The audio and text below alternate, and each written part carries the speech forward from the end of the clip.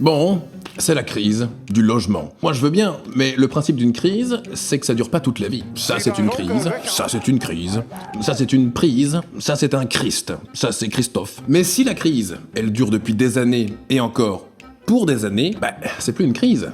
C'est une situation. On voit nos grands-parents qui ont acheté leur maison dans les années 80 contre une poule et 2 kilos de betteraves, puis qui la revendent aujourd'hui à 1 million d'euros. Sympa. De plus en plus, le logement n'est plus considéré comme un besoin, mais comme un business. Moi, j'ai grandi en Wallonie, et pour les Français qui nous regardent, c'est un cas intéressant, parce qu'après la Seconde Guerre mondiale, là où la bourgeoisie française s'est souvent installée dans les centres-villes, en Belgique, elle s'est beaucoup éparpillée, dans les faubourgs, dans les campagnes. Ils sont dans les campagnes.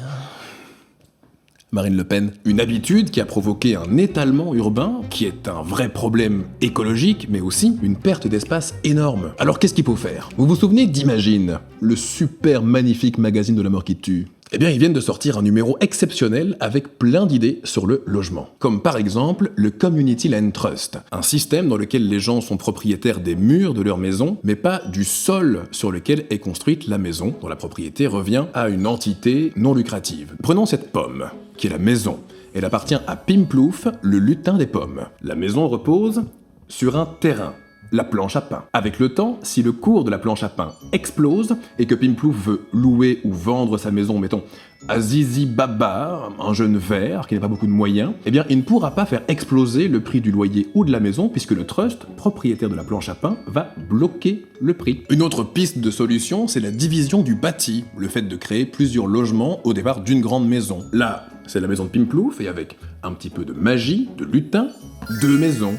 Là, c'est Pimplouf, et là, c'est Zizi Baba, qui est super content d'avoir un nouveau super voisin lutin. Et puis, ça crée du lien. On sait que l'un des drames de la société moderne, c'est la solitude. Pimplouf est un vieux lutin. Tous ses amis sont morts. Zizi Baba, qui est un jeune vert, tout fringant, pourrait pourquoi pas réenchanter le quotidien de Pimplouf. Coucou Pimplouf, comment ça va? Ouais, salut, ça va, plus ou moins.